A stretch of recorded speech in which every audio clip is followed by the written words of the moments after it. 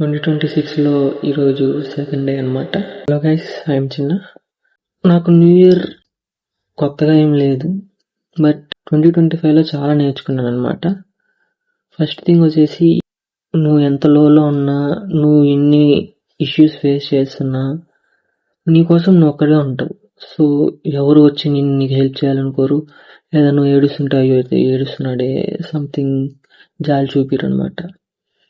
So be with yourself. అది కష్టాలైనా happiness అయినా నీతో నువ్వు మాత్రమే ఉంటావు. సెకండ్ థింగ్ వచ్చేసి, don't expect too much. For suppose if you are in love, నువ్వు చేయాల్సింది చెయ్యి అంతే.